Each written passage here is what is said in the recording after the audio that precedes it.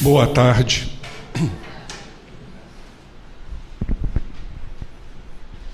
Profundamente comovido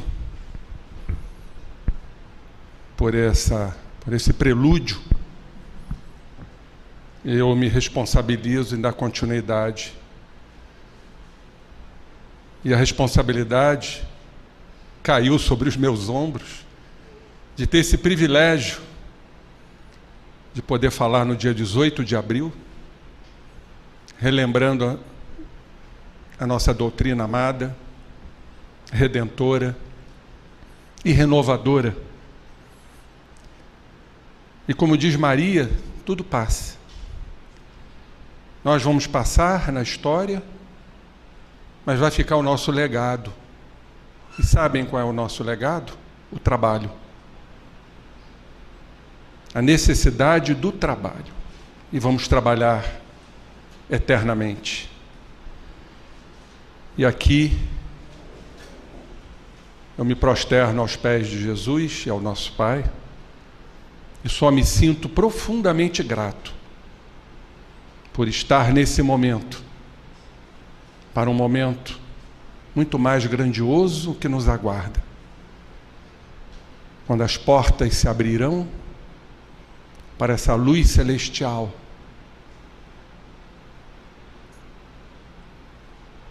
que nos vai tomar por inteiro. Muita paz a todos nós. Nossa querida Joana, dentro do capítulo que nos cabe hoje, nós extraímos grande parte da nossa apresentação do livro O Homem Integral. Nosso querido Divaldo, que se mostrou no programa fantástico, trazendo a nossa doutrina, o seu trabalho fantástico, iluminado, e com a coragem de dizer que seu tempo está terminando aqui entre nós. E vamos sentir muita falta dele, certamente. Vamos falar de saúde e reencarnação, que vai ser o tema dos dois tempos. E lembrando que a reencarnação é uma lei. É uma lei biológica, pois é através do corpo que vamos buscar esse caminho de depuração espiritual. É o grande filtro da alma. A reencarnação me faz lembrar um plástico que eu vi pela primeira vez num carro, eu ainda não era espírita, que dizia que a reencarnação é uma necessidade. Então a Joana vai nos trazer grandes ensinamentos, mas não podemos esquecer de Allan Kardec, cuja frase está lá no seu grande epitáfio, no seu túmulo, que sempre nos cala profundamente, que diz: naître, mourir, renaître encore, et progresser sans cesser, telle est la loi.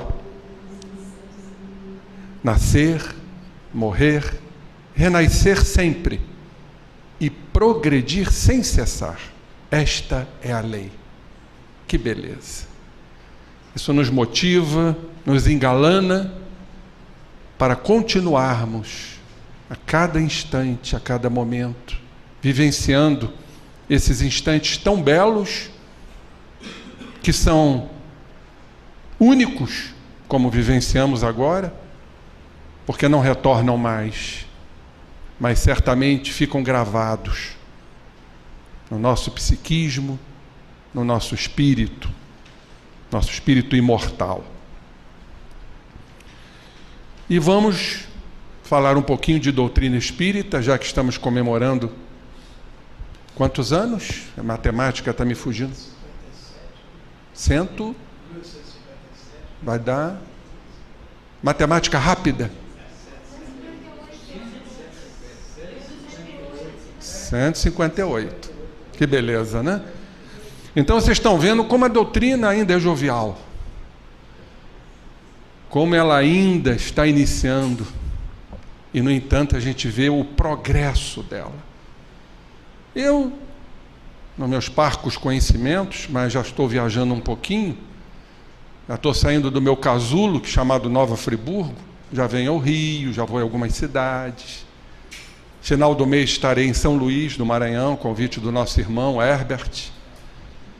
Já recebi um convite para Salvador, Florianópolis, Medinesp vai ser em Goiânia, Portugal já estive, enfim, a gente já está começando a sair do casulo, né? E eu vejo impressionantemente a aceitação e a procura. O professor César Reis, mais do que nunca, que percorre essas plagas todas, sabe muito bem o quanto a doutrina está sendo absorvida, trazida para o dia a dia. Então vamos lá na Gênese, Allan Kardec, no capítulo 2, a visão de Deus, item 35, para o nosso estudo de hoje, que diz: o espírito só se depura com o tempo, sendo as diversas encarnações o alambique, em cujo fundo deixa de cada vez algumas impurezas. Maravilhoso, né? Clássico. Isso me faz lembrar uma amiga antiga na doutrina, está lá em Nova Friburgo, muito querida, que diz: Henrique, aliás, ela me chama de meu filho, ela não me chama de Henrique, meu filho, nós estamos vivendo um momento que é a limpeza do fundo do tacho. Está tudo vindo à tona, com uma velocidade impressionante. Aí, ó. É a limpeza do alambique. Nesse processo nosso de transformação planetária, de um planeta de provas e expiações para um planeta de regeneração, então essas impurezas estão recrudescendo, estão vindo a lume, estão vindo à tona. Daí o porquê esses processos de inquietude, de insatisfações, de angústias, como diz André Luiz, estamos vivendo momentos de angústias extremas, porque da mesma forma que está havendo uma sutilização do campo material, também está havendo uma sutilização ou eterização, ou como diz Joana, luarização do campo perispirítico. Então os poros perispiríticos estão filtrando menos. Então tudo está vindo à mente consciente como uma necessidade. Isso é importante nós ressaltarmos, para não acharmos que tudo se movimenta dentro da lei de injustiça. Não. Eu gosto muito daquela gradação que Emmanuel nos coloca, que temos que passar pelo primeiro degrau, chamado experiência, o segundo degrau, que é o conhecimento, o terceiro, que é a compreensão, e achar que tudo é justo dentro da lei de justiça. São os 4 degraus necessários para todos nós. Então estamos nesse processo de higienização. O corpo é o filtro da alma. Daí as doenças, os desequilíbrios que estão acontecendo, estão se assomando entre nós. No Livro dos Espíritos, Allan Kardec, comentando a pergunta 182, na segunda parte, capítulo 4, da pluralidade das existências, da reencarnação, nos diferentes mundos, ele nos diz: à medida que o espírito se purifica, o corpo que o reveste se aproxima igualmente da natureza espírita. Torna-se-lhe menos densa a matéria, deixa de rastejar penosamente pela superfície do solo, menos grosseiras se lhe fazem as necessidades físicas. Então isso é um grande alento, é o nosso caminho. Estamos no processo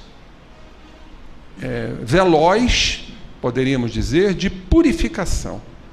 E o nosso corpo vai tendo menos necessidades físicas inclusive. Então, hoje se fala muito, se propala muito a questão da alimentação vegetariana, menos densa, menos impactante para a nossa economia física. Então, é esse processo. E vamos mudando, consequentemente, o nosso tempo e o nosso espaço. Como diz Einstein, tempo e espaço são relativos. Então, nós estamos vendo a mudança do tempo. Porque futuramente já vamos nos rastejar menos. A distância que vamos percorrer daqui e ali terá uma outra dimensão. A vida vai passar a ter uma outra visão de tempo e de espaço.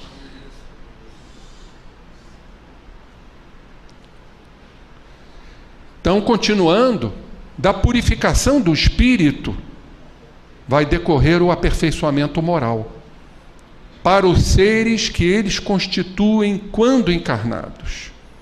As paixões animais vão se enfraquecendo e o egoísmo vai cedendo lugar ao sentimento da fraternidade. Que beleza isso, né? Isso aqui a gente deveria botar num quadro, emoldurar, uma moldura de ouro para todos nós, mostrando essa responsabilidade, esse nosso livre-arbítrio para a busca desse aperfeiçoamento moral. As paixões físicas, grosseiras, os apetites da matéria vão se enfraquecendo, inclusive a alimentação também.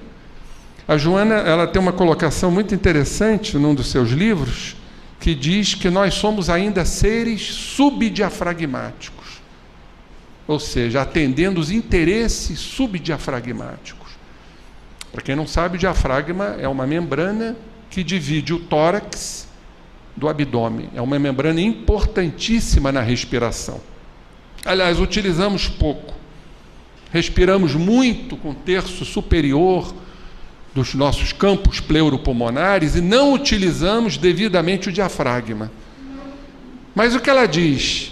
Interesse subdiafragmático. É o que está abaixo do diafragma.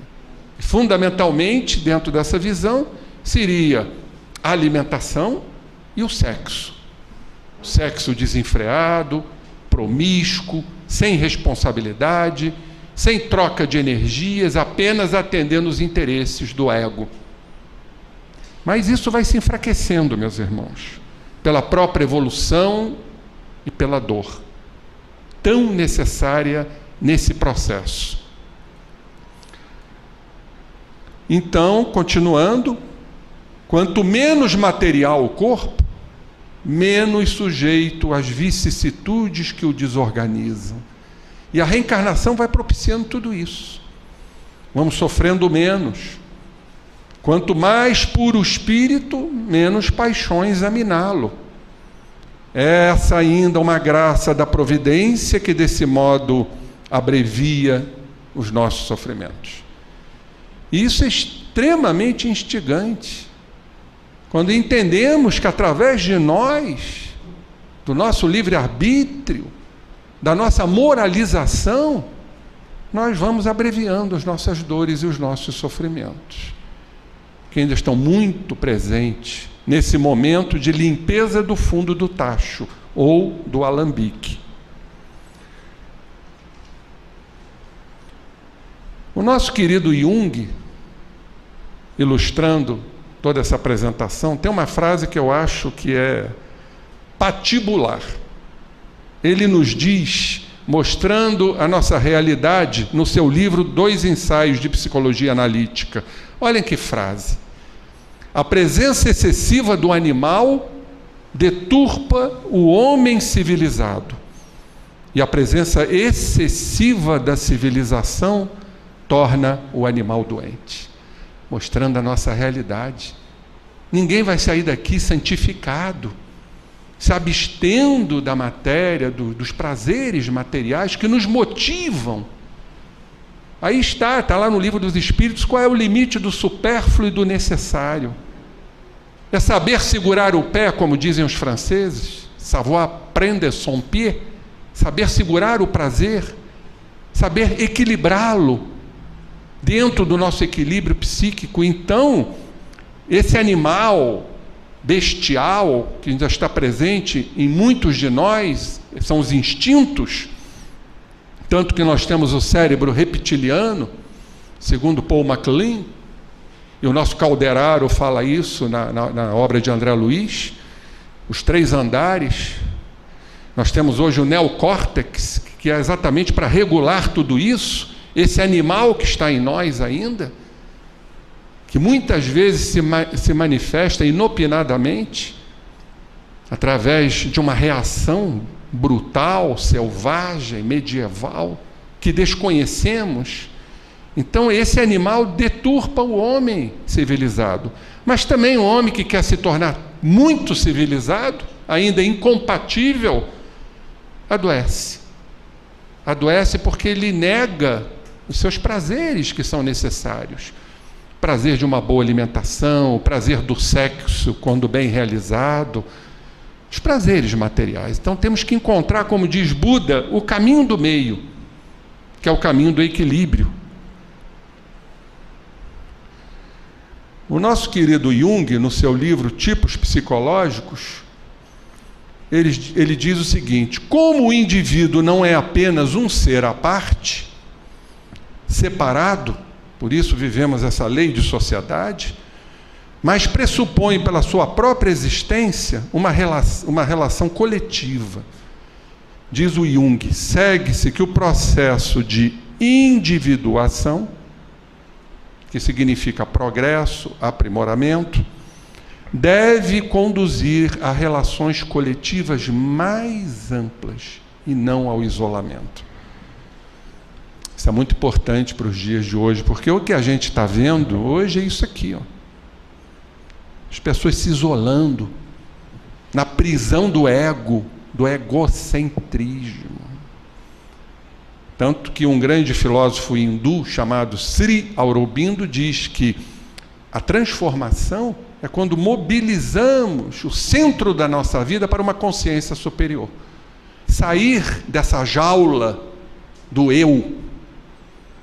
Então o Jung fala que o aprimoramento deve conduzir a essas relações coletivas mais amplas, que são as nossas interações, que são muito mais profundas do que imaginamos.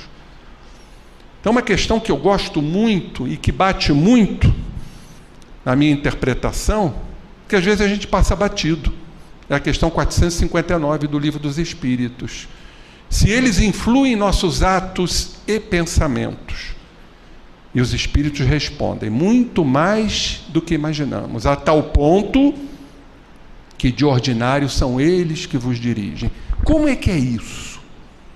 Muito mais do que imaginamos. Porque nós temos uma ideia das nossas interações sob a égide da nossa tipologia psicológica. Ou seja, o que nós pensamos, o que nós sentimos, nossas emoções, as nossas sensações, nossos processos intuitivos, sutis da alma, o que a gente fala, que nem sempre corresponde ao que a gente pensa, e o que a gente faz, que também nem sempre corresponde. Então vamos tirar esses 5 elementos. O que sobra?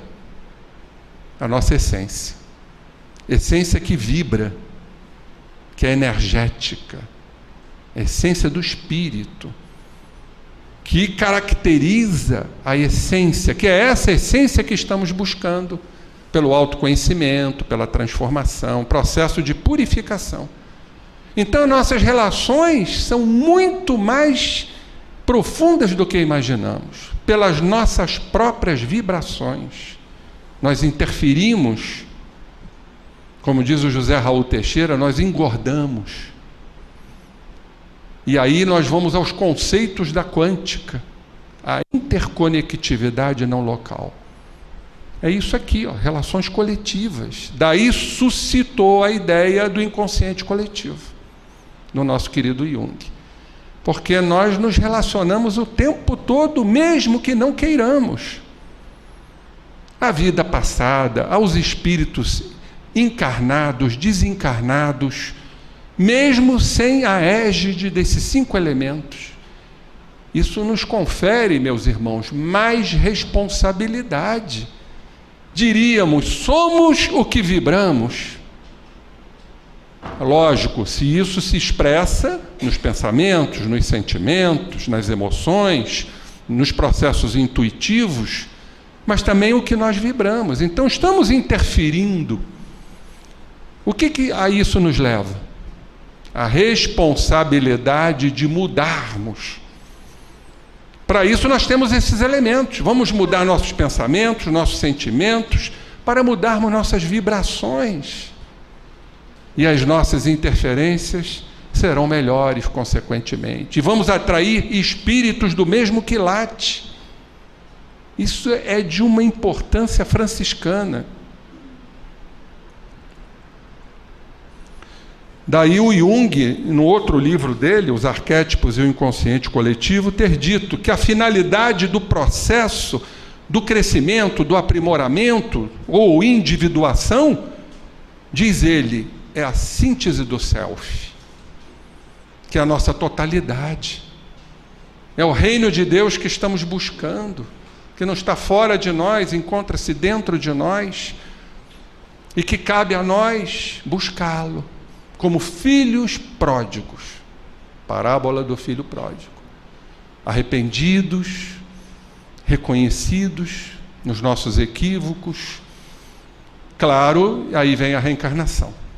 Reencarnação que nos compele a esse trabalho. Vamos cada vez mais, como diz Joana, a pouco e pouco, ir adquirindo todos esses processos pela inteligência, o livre-arbítrio que vai se expandindo, acompanhando a inteligência, a consciência moral, a possibilidade da consciência de transformar um objeto numa realidade, como dizem os físicos, Amit Goswami.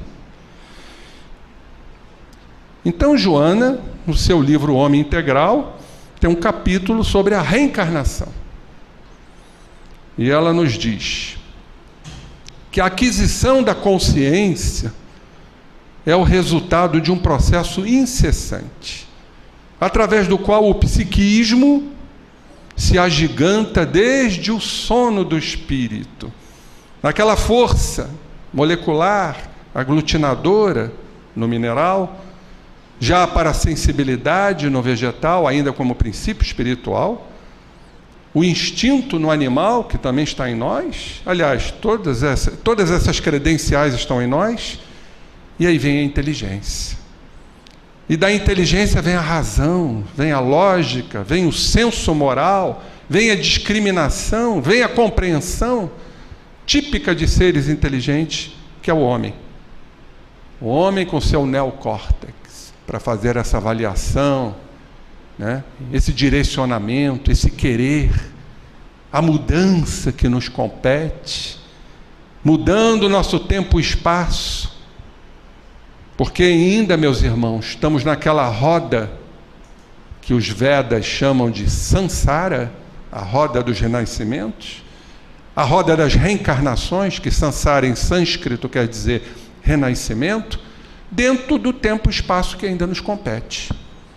E à medida que vamos nos agigantando espiritualmente, vamos vencendo, né?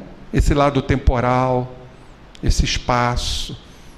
Daí a atemporalidade, que a gente vê cientificamente nas experiências quase-morte, EQM, muito bem trazida pelo grande Raymond Moody Jr., e a nossa equipe de brasileiros lá em São Paulo vem estudando muito EQM.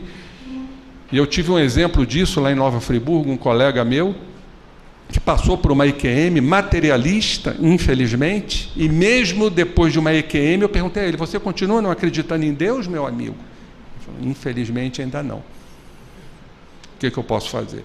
Quando ele disse para mim, Henrique, eu fui a um estado de êxtase.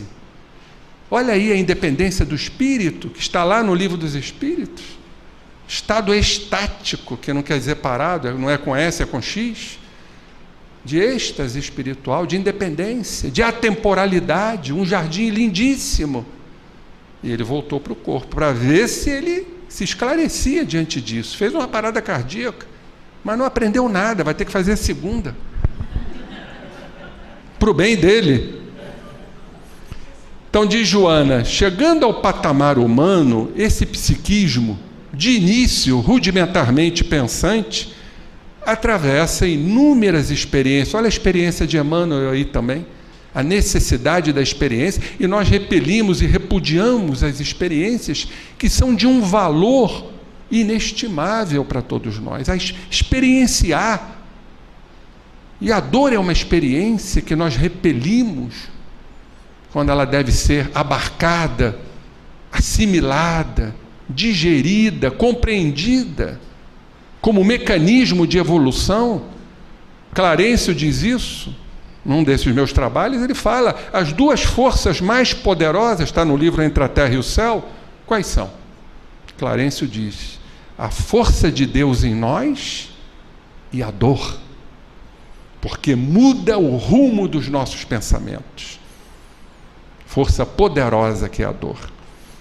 Então, as experiências pessoais que o tornam herdeiro de si mesmo, são as heranças, no encadeamento de aprendizagem pelo mergulho no corpo, reencarnação, e abandono dele quando desencarnamos. Toda vez que se rompam os liames que retém a individualidade. A individualidade é o espírito com as suas histórias, com a sua biografia. E todos nós temos os nossos livros, que colocamos na grande estante espiritual, né? Os arquétipos. Este processo de Joana, de renascimentos, que os gregos denominavam de palingenésico, constitui um avançado sistema de crescimento intelecto-moral, fomentador da felicidade. Então, Joana, que esse livro já foi escrito há muitos anos, ela nos traz as evidências atuais neurocientíficas. Porque a neurociência hoje está provando qual é o caminho da felicidade. Eu trouxe alguns trabalhos aqui, se não houver tempo, a gente adia, mas é muito importante isso. A felicidade não está fora de nós. A felicidade não está nos apetites da matéria, que são ilusórios, são impermanentes, que se diluem, se esvoaçam no tempo. A felicidade encontra-se dentro de nós. Jesus já disse isso. Espíritos de grande valor, Lao Tse, por exemplo, nos fala que a paz não encontra-se fora de ti, mas dentro de ti. Então temos que fazer essa busca. Como? Crescimento intelecto-moral. Estudar, compreender, abrir nossas percepções e crescimento moral. Então a neurociência está trazendo isso a lume, através de ressonâncias magnéticas. Há uma área cerebral que executa esse trabalho. É o córtex singular anterior, zona cortical, dos espíritos mais avançados. Do homem, o espírito, né, hominal, que já tem essa estrutura cerebral, chamada de córtex pré-frontal, ou neocórtex, aonde tudo é processado, que nos dá a razão, que nos dá o caminho, que nos dá as escolhas. Física quântica fala isso também. Pela consciência, pelo saber, ampliando o nosso livre-arbítrio, que acompanha a inteligência, como está lá na Lei de Progresso do Livro dos Espíritos, para que o homem faça as suas escolhas. Deus é tão maravilhoso, por isso eu coloco essa estrutura cerebral como ponto de Deus em nós. Porque Deus é tão maravilhoso que nos dá um alento, um estímulo, uma satisfação, um prazer, uma alegria, uma felicidade para continuarmos esse trabalho.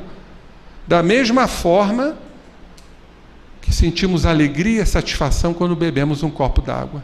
Dá licença. Então nós temos uma área cerebral chamada de circuito da recompensa, que são ativadas, formando neurotransmissores, anandamida, encefalinas, dopaminas, serotonina. Vamos englobar isso tudo? O professor Jorge André tem um termo para isso, né? Cerebrinas. São tudo moléculas, são neuropeptídeos, neurotransmissores, que são ativados mediante a ativação dessa estrutura cerebral, chamada córtex singular anterior, que vai nos dar o poder, primeiro, de saber. Olha aí o conhecimento, baseado na experiência. Voltamos a Emmanuel. Vai nos dar a compreensão do que somos, e temos que aceitar isso, e do que poderemos ser. Isso é maravilhoso. Porque sabem o que se inicia aí, quando temos essa certeza do que somos e do que poderemos vir a ser? É a fé. Aí começa a fé. A fé é uma emoção moral, porque ela se inicia na moralização, é na certeza, na confiança do vir a ser. Nem damos o primeiro passo de conquista moral, mas a simples aspiração do vir a ser já estimula essa área, a área da felicidade. Aí nós não paramos mais. Vai ser um trabalho incessante, a perseverança, o sacrifício, buscando esse caminho. Por isso que Jesus disse: eu sou o caminho, porque Jesus está aí. Daí ele ter dito: tem de bom ânimo, não desanimem, não refreiem as vossas passadas. Fantástico isso, a gente está unindo ciência ao Evangelho e o Evangelho à ciência. Aí nós fomos extrair alguns trechos científicos dessa revista que eu assino, que eu gosto muito, e saiu um agora, uma sobre neurociências, muito, no volume 1, A Mente e Cérebro, que fala da questão da culpa. E temos uma neurocientista, que eu não a conheço pessoalmente, mas ela tem trabalhos muito interessantes dentro dessa área. É Suzana Herculano Rosel, é lá da UFRJ, o Fundão. Ela é professora, ela tem um capítulo, e eu adoro esse capítulo, sobre gratidão e felicidade. Creio, através desses estudos, e concordo com ela, que é o único caminho para a felicidade, é sermos gratos. Vocês já repararam como somos ingratos? Principalmente quando o nosso ego é contrariado, uma dor, uma adversidade, uma perda, como nós repudiamos a lei de Deus, porque o nosso ego não permite essa aceitação. Uma enfermidade, um distanciamento, um filho que nos abandona, uma esposa ou um marido que nos trai, e aí mergulhamos na tal da injustiça, na mágoa, no ressentimento, na culpa. Afinal, o que eu fiz de errado para que isso tudo esteja acontecendo comigo? Então a gente fica nessa roda sansárica e temos que reencarnar sob a vigência das dores, das doenças, dos cânceres, dos transtornos mentais. Até quando? Então não é mais fácil a gente treinar isso aqui, sabendo que isso leva a isso aqui? E o estudo é neurocientífico. Inclusive um grande professor contemporâneo, que é professor do... Como é aquele rapaz da AME Carioca? Neurocientista? João Ascenso. É professor do João Ascenso, que deu uma sumida, né? Acho que ele está na Europa, né? A família dele é lá de Portugal. Estudiosíssimo. E ele é aluno do Jorge Moll, neurocientista, que tem um trabalho sobre isso, porque a psicologia da gratidão, que aliás a Joana tem um livro sobre isso, psicografado pelo Divaldo, nos fala exatamente da importância da gratidão, baseado no Robert Emmons e David McCullough. São dois neurocientistas que estudam também isso, o quanto a gratidão nos leva à felicidade. Isso é um processo de interação. Vocês querem ver um exemplo como nós possamos nos amar cada vez mais? Se você me faz um bem, eu tenho por obrigação que agradecer. A gente agradece, né? Muito obrigado. O muito obrigado já é satisfatório. Já vai mudar as moléculas da nossa alma, ou melhor, da nossa água corporal e, consequentemente, da alma. Nos mostra aquele cientista, né? Masaru Emoto, nas moléculas da água. Um obrigado já cristaliza a nossa água corporal. E, consequentemente, sanguínea, porque a água está muito presente no sangue. Então, eu vou agradecer. Muito obrigado. E, consequentemente, consciente ou inconscientemente, eu vou te retribuir isso. Qual o nome disso? Caridade. Gratidão leva à caridade. Um muito obrigado é uma caridade. E você vai receber e vai agradecer esse muito obrigado. E vai se sentir compelida a devolver essa caridade porque você agradeceu. Como? De nada. E nós vamos nos interagindo cada vez mais. Vamos fortalecendo as relações. Caridade, gratidão, gratidão, caridade. Isso tem um nome, chama-se empatia, compartilhamento, troca. Que beleza, né? Então nós vamos fortalecendo os laços do amor. Por quê? Gratidão, caridade. Agora, vocês já pensaram fazer isso com a gente mesmo? Vamos agradecer a nós? Qualquer atitude nossa que nos revele uma transformação, uma mudança. Se a gente fizer isso, nós vamos agradecer e vamos fazer a autocaridade. Como? Motivando mais trabalho transformador. Vamos agradecer as conquistas por vindouras e, consequentemente, esse agradecimento vai gerar em mim uma autocaridade para eu continuar o meu trabalho de transformação. E eu vou ser feliz.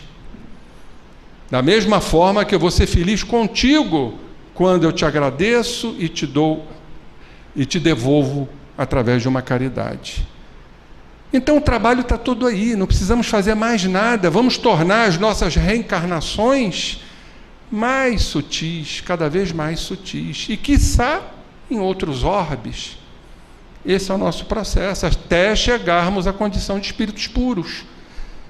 E eles estão comprovando isso.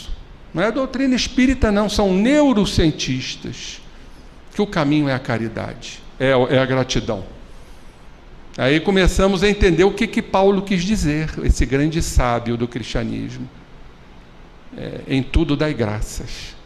E vou mais longe. É muito fácil agradecer um benefício. É muito fácil agradecer um alto benefício. E agradecer o ingrato? Já que Paulo diz, em tudo dai graças. Aquele que nos magoa, aquele que nos ofende, aqueles que nos acusa indevidamente, injustamente, entre aspas. Como agradecer? Jesus deu o caminho, amai os vossos inimigos. Como? Compreendendo a atitude do outro. Aí está o verdadeiro perdão, compreender a atitude do outro. Porque a gente fala perdoar da boca para fora, mas a mágoa fica lá dentro. A neurociência nos traz o caminho, porque são vias nervosas diferentes, são circuitos neurais diferentes, do verdadeiro perdão e do falso perdão, que a gente fica nutrindo vingança dentro da gente. Ou seja, os sentimentos têm circuitos neurais específicos. Então, como agradecer o ingrato? Primeiro, o ingrato vai nos mostrar o que a gente não deve fazer. Eu não quero isso para mim, eu não quero fazer o que você está fazendo comigo. Olha que beleza. Então ele é um grande professor. André Luiz diz que os grandes instrutores são os nossos adversários. E olha o que Jesus diz: reconcilia-te depressa com teu adversário. Ele está sendo um grande professor em nos mostrar o que a gente não deve fazer. E segundo, esse adversário está fazendo desembocar um sentimento que você, infelizmente, ainda traz dentro de você. Então temos que agradecer. Obrigado por você estar me desenvolvendo essa mágoa. É sinal de que eu ainda tenho mágoa dentro de mim. E se eu já estou nesse patamar de autoconhecimento, eu preciso mudá-la. Olha que beleza. Então eu tenho que agradecer o ingrato. Agora, aquele que nos causa benefícios, é muito mais fácil, gente, que ele vai passar a mão na nossa cabeça. Você é uma maravilha. Isso é uma profunda ilusão.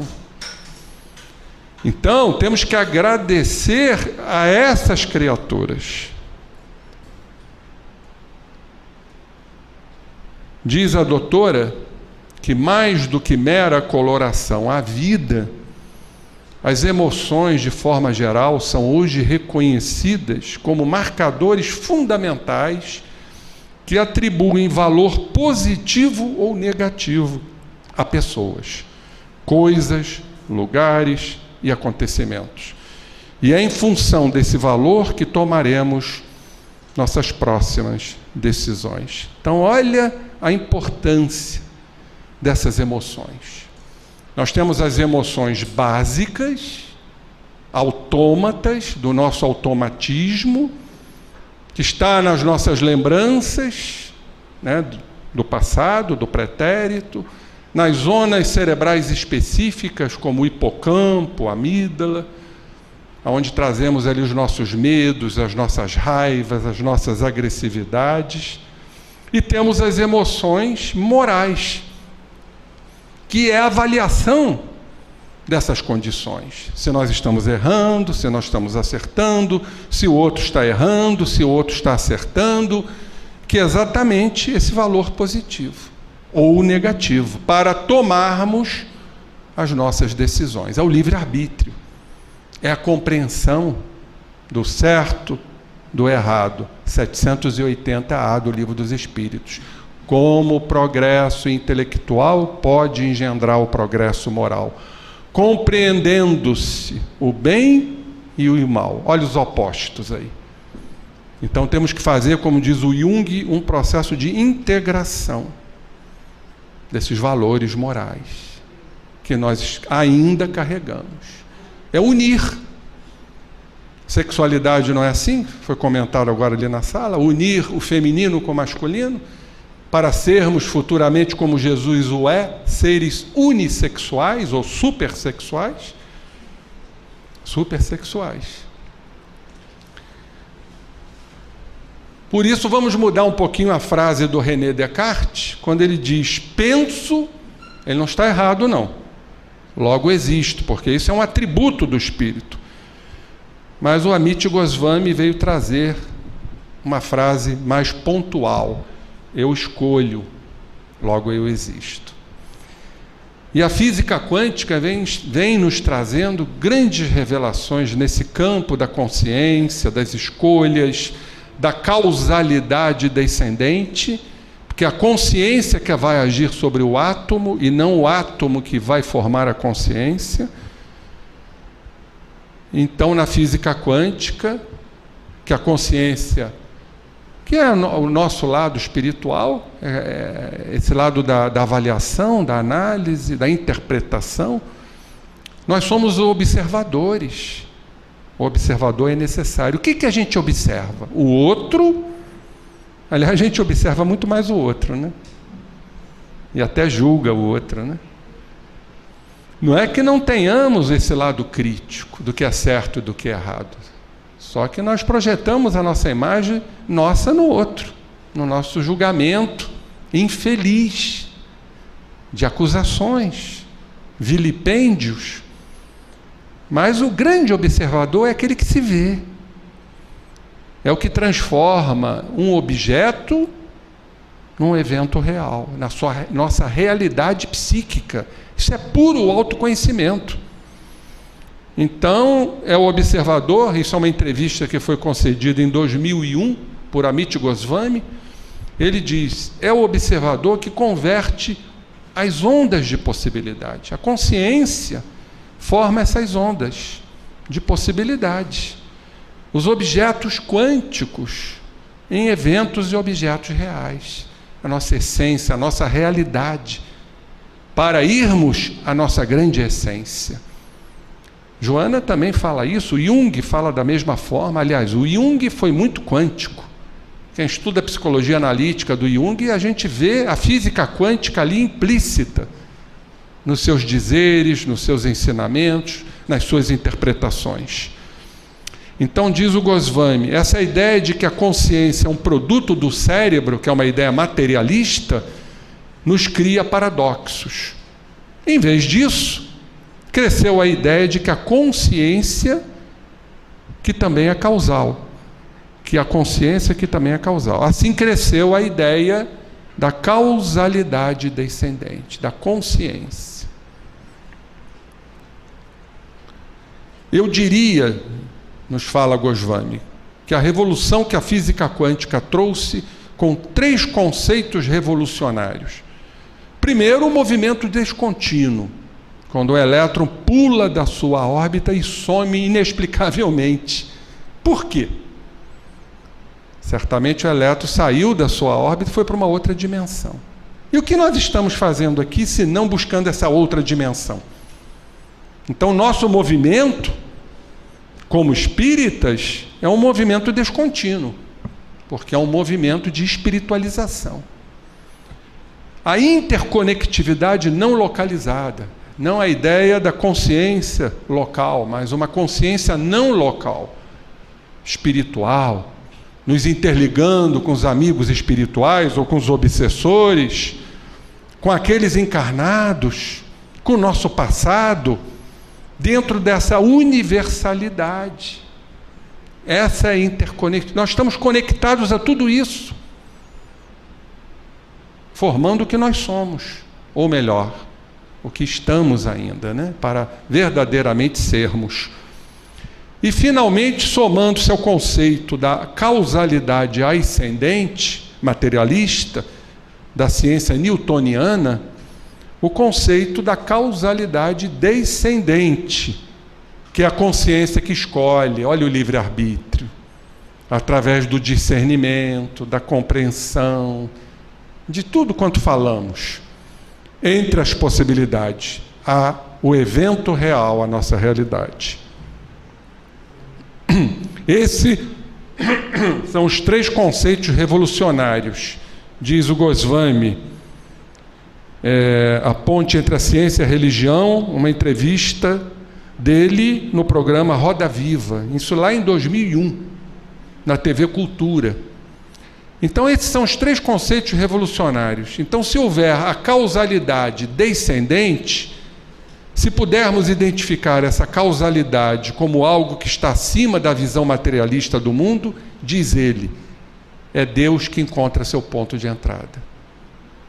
Agora sabemos como Deus, se quiser a consciência, interage com o mundo, através das escolhas, da escolha das possibilidades quânticas.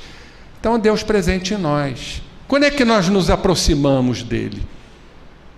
Buscamos esse Deus que é imanente, é inseparável, quando estamos nesse processo de movimentos descontínuos, de espiritualização, de transformação, eclosão de virtudes, trabalhando o nosso passado, não se fixando nele. Aí está a questão da atemporalidade. Temos que viver o hoje.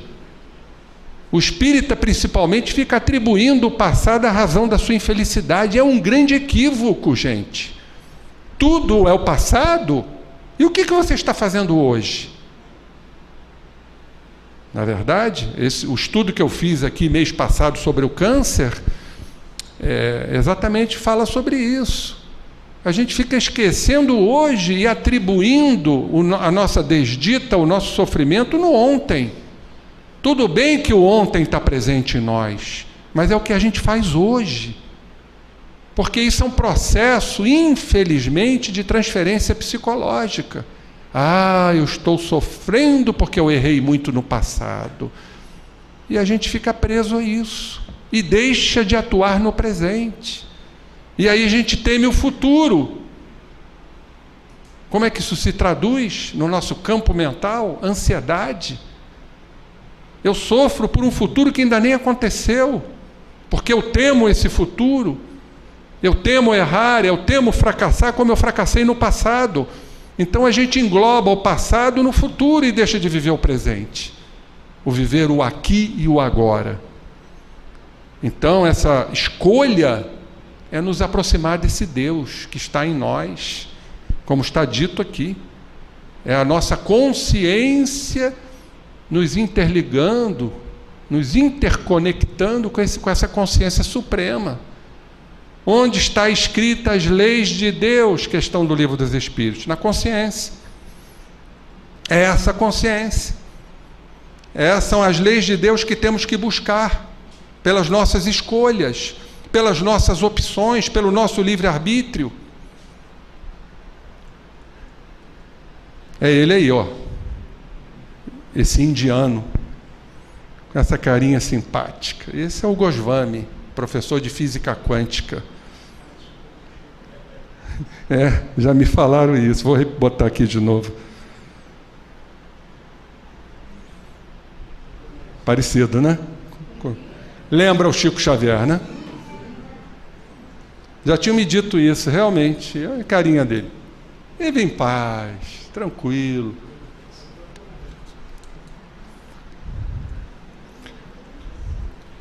A Suzana, ela diz, dessas nossas emoções básicas, automáticas, estão impressas em nós, felicidade, medo, raiva, nojo, surpresa. Não vamos negar isso, gente. Ela diz que não requer nenhum tipo de avaliação racional, porque ela faz a divisão de emoção básica de emoção moral. Mas, em verdade, a emoção moral, a avaliação, córtex singular anterior, que vai, inclusive, fazer a avaliação dessas emoções que são muitas vezes abruptas, reacionais. Quem não sente medo aqui? Quem não sente raiva? Quem não sente surpresa em determinados momentos, determinados acontecimentos? Isso faz parte da nossa estrutura ainda. Regiões cerebrais em que estão impressas essas experiências que trazemos de vidas anteriores e mais as da vida atual. Mas, diz ela, a neurocientista, mas e as emoções morais?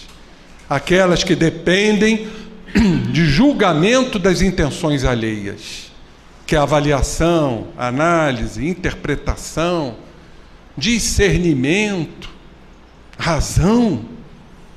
Estas, segundo os neurocientistas Jordan Grafman e George Mall, professor do João Ascenso, deveriam, se deveriam, são possíveis, de uma interação entre as partes do cérebro que processam as emoções básicas, e essas estão muito ligadas às memórias, aos nossos atavismos, e outras que fazem a avaliação disso.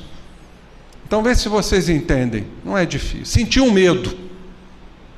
Um medo que, de repente, não deveria ter sentido. Por exemplo, o medo do amanhã, o medo do desconhecido, o medo do fracasso, o medo de eu não dar conta, o medo da falência moral. Aí nos cabe, pela razão, vamos ativar uma área do cérebro a avaliar isso. Há necessidade de eu sentir medo do amanhã, se esse amanhã ainda nem chegou? O que nós vamos nos propor mediante essa avaliação? A coragem. E o que temos que fazer? Unir a coragem ao medo. O Jung chama isso de integração. Ou união dos opostos. Tanto que ele diz que não há vida ou não há consciência sem a discriminação dos opostos. E a vida nasce do atrito dos opostos. Olha que beleza. Nós somos esses seres ainda duais, que vivenciamos essas alternâncias, estas oscilações. Será que isso tem uma representação na matéria? Tem. Deem uma olhada num eletrocardiograma. Deem uma olhada num eletroencefalograma. Quais são os sinais que vocês veem? Ondas, mostrando as nossas alternâncias. Joana chama isso de altibaixos. Nós oscilamos. Agora, o dia que nos tornarmos lineares, aí a gente morreu. O eletrocardiograma linear é a morte. E o que a morte significa? Ascender. Isso é quântico também. Então o eletrocardiograma e eletroencefalograma também são quânticos. Que beleza, né? Continuando. É 3h15, né? Podia terminar às 7h, né? Aí está o Dr. Jordan Grafman e o Dr. George Moll. Aquele que, partindo da avaliação das intenções e das ações alheias, nos faz decidir se algo é certo ou errado. Perfeito, avaliação. Para fazermos nossas escolhas. Aplicável isso em nós mesmos. É o autoconhecimento. Como diz lá a pergunta feita por Allan Kardec, questão 919, qual o método mais eficaz para nos sentirmos melhores nesta existência?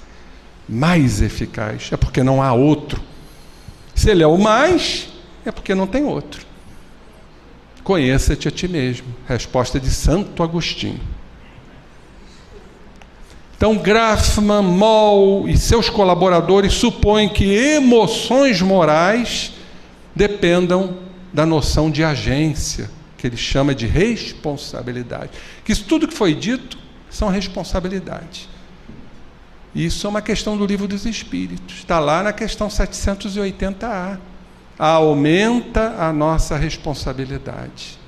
A partir de quê? Do discernimento, da compreensão do certo e do errado. Está aí a escolha do espírito. Veja que a resposta dos espíritos é uma resposta quântica. E o desenvolvimento do livre-arbítrio acompanha o desenvolvimento da inteligência e aumenta a nossa responsabilidade. Por que a gente não faz? Porque esse é o nosso grande medo, assumir responsabilidade. Por quê? Nosso orgulho não deixa.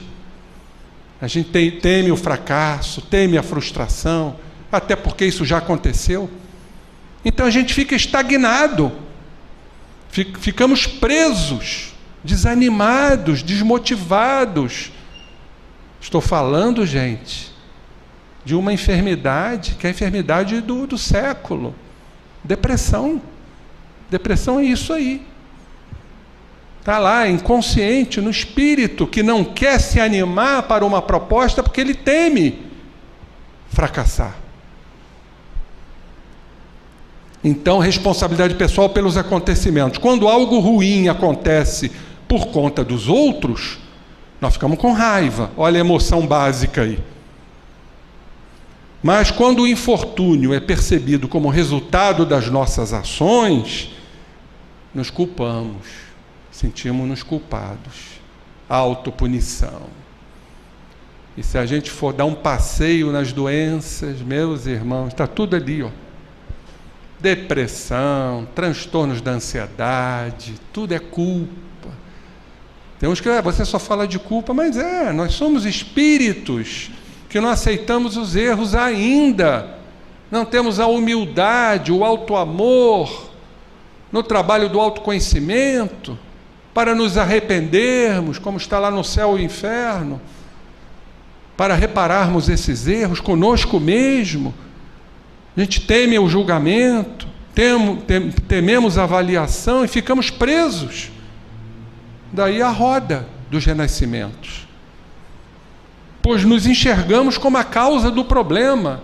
Olha como a neurocientista nos coloca. Somos os responsáveis. Muitas vezes não somos, mas nos achamos. Isso que é doloroso. Da mesma forma, diz ela, quando algo de bom ocorre como resultado das nossas ações, ficamos felizes. Esse orgulhoso aí no sentido de felizes. Mas quando algo de bom acontece por ação alheia, ficamos gratos. Diríamos autogratidão e gratidão ao próximo. Por que não uma coisa só? Porque o processo é esse. E essa gratidão vai cada vez mais nos impulsionando a esse trabalho de reforma íntima. E aí vamos na questão clássica e vamos encerrar, porque até só temos 5 minutos. Eu fiz 1/3 da palestra. Mas temos que respeitar o tempo, né? E nada melhor do que fechar a nossa apresentação de saúde e reencarnação, porque está tudo aí implícito com essa questão que é fundamental. É quântica, é progressiva, porque é do Livro dos Espíritos e é lei de progresso. Está lá no Livro dos Espíritos, 3ª parte, capítulo 8, da lei do progresso, para que todos possam chegar em casa, ler, reler, ler e reler. Questão 780A, que Allan Kardec pergunta como é que o progresso intelectual pode engendrar, como pode o progresso intelectual engendrar o progresso moral? Como é que isso acontece? Primeiro, desenvolver a inteligência, que lamentavelmente utilizamos para benefício próprio.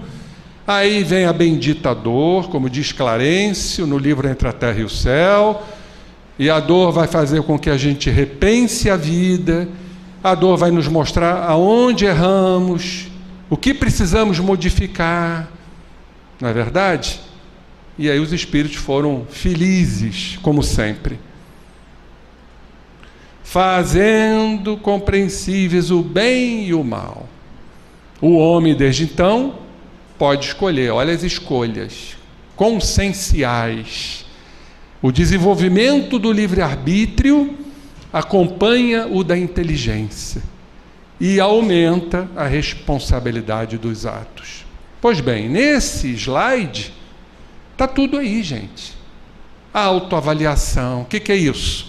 Córtex singular anterior, autoanálise.